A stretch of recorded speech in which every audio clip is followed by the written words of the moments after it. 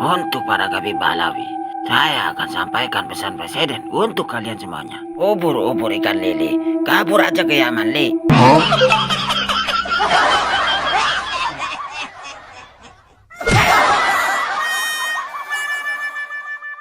Kabarnya Khabib-Khabib itu tidak pernah taubat.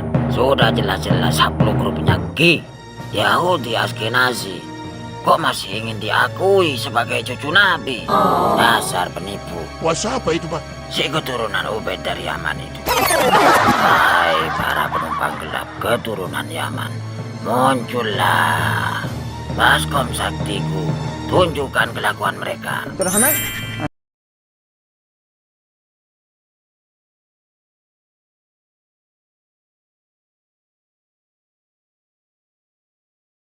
Sekar, Masya Allah. Beliau mengatakan apa? Syawari' at-tarim, syekh man la syekh, man la lahu syekh. Syawari' at-tarim, syekh liman la lahu syekh. Jalan-jalannya kota Tarim ini orang bisa dijadikan guru, bisa dijadikan murabbi, bisa dijadikan ustadz, syekh untuk orang-orang yang tidak punya ustadz. Sudah aku duga, ini Habib lebih sesat dari saya.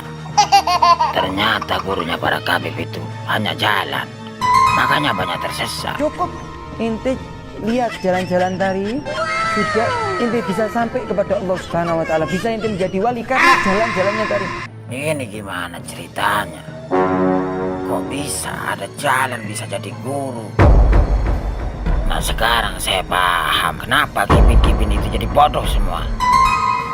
Jadi sepintar apapun para kibin, kalau sudah berada di Tarim pasti akan jadi bodoh semua. Guru, ada kabar baik ini, Guru. Kabar apa itu? Ini datang dari Presiden Prabowo. Dapat ceritakan, jangan bertiri-tiri. Presiden Prabowo akan segera mengirimkan Habib-Habib itu ke Yaman, Guru. Kalau itu saya sudah tahu. Karena itu saya sedang memburu Khabib-Khabib itu. Dan kamu bantu saya untuk mencari Khabib sebanyak-banyaknya. Baiklah, Guru.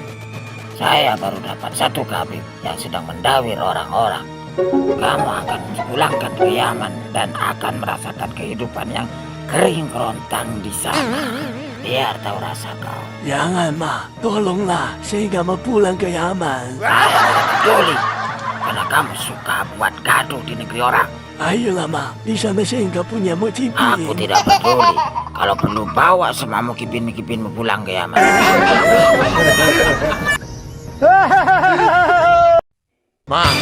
Ma, aduh gawat, Ma. Gawat ini, Ma. Ada kawan wujudkan, Ma. Ada apa kamu, Tono? Kayak orang susulan aja. Ternyata Imam Unyil itu tidak hanya ngaku cucu Nabi, Ma. Lalu aku cucu siapa lagi? Terbaru katanya dia itu cucu si Pitu, Ma. Si Pitung kondolmu ya.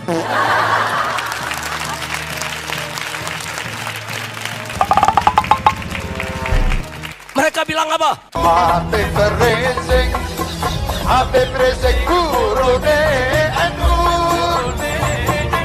Kurang ajar. Tahu-tahu ada kunyuk. Lo tahu kunyuk gak?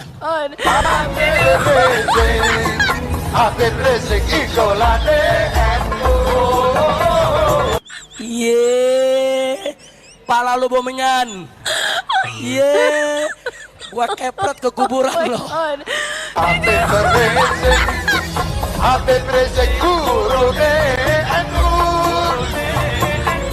Lu ngaji di mana? Ngaji di kandang kebo. Kunyuk, saudara. Ini kan si Imam Firza itu kan. Sudah, kalau begitu jangan lama-lama di sini. Nanti kita kawin. Lu tahu gak sih brengsek? Ini bener gak nih? Yang bener lu. Kacau. Sudah, kita pulang saja. Lama-lama kita dikawin sama dia. Perjalanan yang sangat melelahkan bagi kelompok Sun Gokong dan gurunya dalam mencari kitab sezaman. Walau perjalanan panjang dan penuh ketidakpastian itu, mereka tetap jalani itu semua dengan keterpaksaan hati, karena wes kadung nerima upah dan upeti. Apa jadinya kalau mereka pulang dengan tangan hampa tak terisi? Mereka berpikir, Lebih baik hidup dalam perjalanan panjang yang tak pasti, daripada harus pulang dengan tangan hampa tidak membawa kitab sezaman yang mereka cari. Entah harus ku cari kemana lagi kitab sezaman itu. Maksud lo? Kita sudah keluar masuk lembaga nasab, tapi sampai saat ini masih belum bisa menemukan kitab itu. Aku sudah capek. Kamu jangan lupa kalau kamu ini dibayar. Bayaran itu tidak sebanding dengan bulan yang aku terima. Ini kuhadap. Dengarkan, kau akan delana dan tidak mendapat syafaat. Kamu harus dengarkan setiap ucapan saya kalau ingin mendapat syafaat. Baik, guru. Ya. Kalian semua dengarkan ucapan saya kalau tidak ingin saya masukkan ke neraka.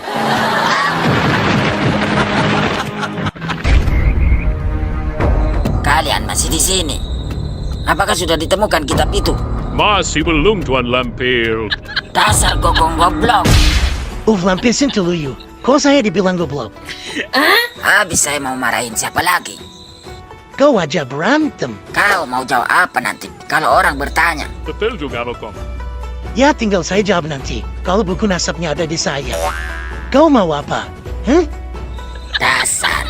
Itu namanya pembohongan publik itu, Kondol. Ketika orang bertanya, mana catatan sezaman itu, kamu selalu menjawab, ada di saya.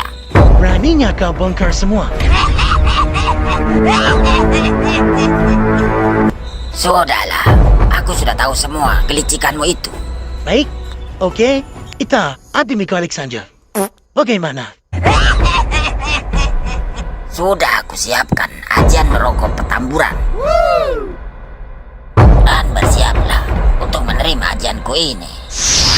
Maka bikin susah hidupnya, seretkan rezekinya, jangan berkahi nafkahnya, jangan sembuhkan penyakitnya, biar dapat penyakit yang belum ada obatnya, biar susah jalan hidupnya, biar dipecat dari tempat kerjaannya, biar ditinggal lari bininya, biar lakinya kawin lagi, biar anak-anaknya ngelawan sama dia, biar hidupnya tidak bahagia, nggak dapat anak keturunan yang solihin dan solehan, hidupnya hancur-hancuran, nggak ada berkah, susah tiap hari, sedih tiap hari, gundah gulana tiap hari.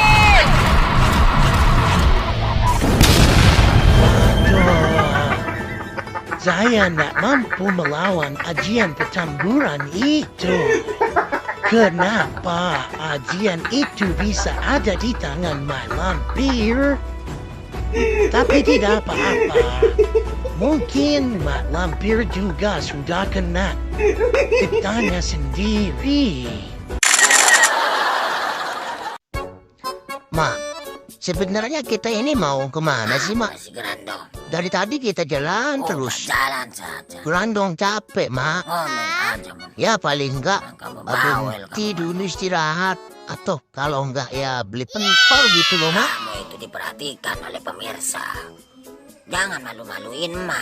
Baru jalan 5 kilo saja. Sudah ngomel-ngomel, minta pentol. Grandong lapar, Mak. Wali Pentagon menurut Mak, saya dengar adalah suara orang itu. yang pernah bermasalah di salah satu Suara siapa itu, Grandong? Sudah kita dengarkan saja. dalam tanda petik di wilayah Surabaya. Surabaya sendiri ya ini. Ya, saya asli Surabaya tapi kok nggak ngerti ya saya. Ya makanya karena mungkin salah yang dimaksud jenengan dengan saya. Maksudnya wali Pentagon itu, Grandong. Jadi Wali Pentagon yang saya ceritakan ini adalah bukan nama yang disampaikan Kiai Nur Ihya. Kenapa? Ya karena mulut saya dengan Kiai Nur kan beda mulutnya kan. Jadi nggak harus sama. Jadi walaupun kumpul nggak harus sama seperti orang catur. Wali Pentagon, wahai Wali Pentagon. Di kisaran tahun 2017 atau 18, panjenengan kan pernah datang ke tempat itu. Saya nggak perlu nyebutin namanya lah. Itu kemudian panjenengan dipukulin loh. Ditolong oleh Cina loh. Selamat kan tahun berapa ya? 2018. Oh, baru ya? Baru ya? Apa tuduhannya? Wanita. Wanita. Sumbernya A1, lawyer, pengacara sumbernya. Itu Wali Pentagon loh. Siapa sih Wali Pentagon? Orang mengatakan ABCD ya silakan. Wali Pentagon versi saya adalah ya versi saya. Hati-hati wahai wali Pentagon, sudahi kalimatmu yang jelek-jelek dengan beberapa kiai, beberapa ulama pribumi, ulama Nusantara. Tolong jaga lisanmu, jaga adabmu, tolong. Termasuk taubat itu ya ini. Sekalian ya, sekalian. Iyalah, lebih jelas itu ya. Taubat wahai wali Pentagon. Amin, menang. Apa maksudnya wali Pentagon itu? Ya, apa Kira-kira maksudnya? Naya tahu nggak? Mana tahu Grandong? Emang nggak tahu yang dimaksud Pentagon Ya sudah, itu? Ma. Ayo kita cari tahu, Ma. Tolong kasih tahu ke saya. Apa yang dimaksud wali Pentagon itu? Loh, apakah Maravi lupa kalau Ma Lampir punya piring sakti dan bisa lihat di situ? Betul juga dia. Iya, Ma. Lupa. Ya sudah, Beb tak Beb suka ngadawir juga nggak terus.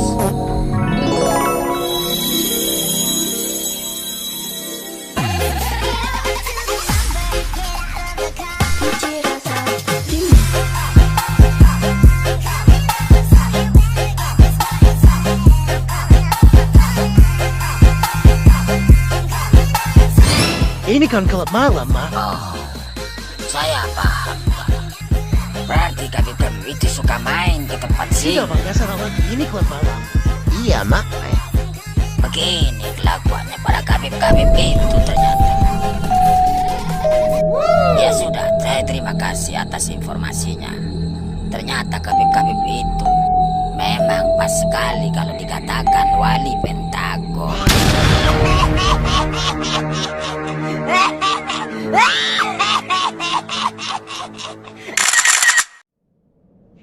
Ma sudah tidur apa? Grandong nggak bisa tidur, Ma. Apa sih Grandong? Udah tidur malam Grandong. Nanti subuhnya kamu gak bangun Grandong. Grandong masih belum bisa tidur ini, Ma. Ada yang masih mengganjal dalam pikiran Grandong. Apa sih yang kamu pikirkan Pokoknya, Grandong? Mak jawab dulu pertanyaan Grandong. Nanti Grandong bisa tidur lelap. Mau nanya apa sih Grandong? Ya sudah. Begini, Apa? Ma. Ayo. Kalau seumpamanya ada hadis palsu yang beredar di masyarakat dan hadis tersebut terindikasi palsu, Ma. Kira-kira para kiai, para ulama itu apa yang dilakukan, Ma? Yang pasti Grandong, para ulama, para kiai itu akan kembali pada metode bagaimana menetapkan hadis soheh, hadis palsu, hadis maudhu, hadis do'if. Itu akan kembali membuka mustalah hadisnya. Yang paling jelas adalah mereka akan mengecek perawinya, mengecek sanad-sanadnya, apakah ada sanad yang menunjukkan hadis itu maudhu atau palsu. Oh gitu, Ma, ya. Lalu yang kedua, ini, Ma. Seandainya ada mushaf ataupun Al-Quran beredar di masyarakat dan terindikasi, ada informasi bahwa mushaf tersebut terdapat kepalsuan-kepalsuan ayat di dalamnya. Itu apa kira-kira yang dilakukan oleh para ulama, para kiai, Ma? Nah, yang pasti para kiai, para ulama, bahkan juga ada lembaga-lembaga Islam, organisasi-organisasi Islam itu akan segera bergerak menelusuri dari mana sumber Al-Quran itu dicetak. Kemudian akan mengumpulkan para hafidh Al-Quran untuk meneliti kebenaran ayat-ayat di dalam Al-Quran tersebut. Apakah ada kesalahan-kesalahan di dalamnya? Kemudian kalau sudah ditemukan kesalahan-kesalahan tersebut, Al-Quran tersebut akan ditarik dari peredaran Grandong. Oh, berarti para kiai, para ulama itu betul-betul menjaga keaslian sesuatu yang berhubungan dengan syariat, Ma, ya? Betul sekali Grandong. Para ulama-ulama kita itu sangat menjaga betul sesuatu yang berhubungan dengan syariat dari sesuatu penyimpangan-penyimpangan. Oh, paham, Ma, paham. Ini pertanyaan Grandong yang terakhir, Ma. Habis ini Grandong tidur, Ma. Apa itu? Sekarang seandainya ada kelompok atau klan yang mengaku sebagai Ahlul Bait Nabi, namun pengakuan tersebut masih disangsikan dan terindikasi palsu. Itu bagaimana, Pak? Kira-kira sikap para ulama, para kiai? Nah, Itu dia masalahnya, Grandong. Ini ruwetnya di Indonesia itu, Grandong. Mereka, para pemegang jabatan pemangku, orang-orang petinggi-petinggi, itu tidak berani mengatakan dengan tegas. Justru malah mereka mengajak untuk husnudzon saja kepada mereka. Jika dalam urusan hadis palsu saja, para ulama, para kiai harus mengarang kitab setebal-tebalnya dalam mengarang kitab ilmu penetapan hadis palsu atau hadis maudhu, hadis dhaif. Begitu pula dalam menjaga kemurnian Al-Quran dari penyelewengan, penyimpangan ayat-ayat di dalamnya. Harus dibentuk lembaga-lembaga besar untuk mentahqiq kebenarannya. Tapi kenapa ketika berurusan dengan Ahlul Bait Nabi, itu cukuplah berdasarkan husnudzon saja. Tidak perlu melakukan penelitian-penelitian yang lebih konkret lagi. Ini masalahnya, Grandong. Dan ini juga pertanyaan. Loh, ini yang nggak bener, Mak. Ini nggak bener ya, ini. Nggak bener, Grandong. Sama-sama urusan syariat, kenapa ada ketimpangan? Sekelas organisasi besar seperti NU, seperti Nahdlatul Ulama, harus punya sikap yang tidak tegas seperti ini. Tentu ini tidak benar. Kalau begini caranya, akan banyak orang yang mengaku-ngaku sebagai Ahlul Bait Nabi tanpa harus menunjukkan bukti-bukti ketersambungan dan keakuratan daripada silsilah mereka. Buktinya seperti Khabib-Khabib ini, seenaknya saja mereka mengaku sebagai Ahlul Bait Nabi.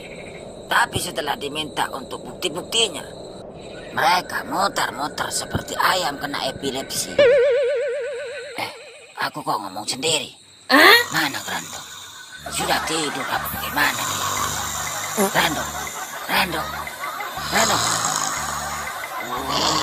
Dasar sumpululu. Emak ditinggal tidur.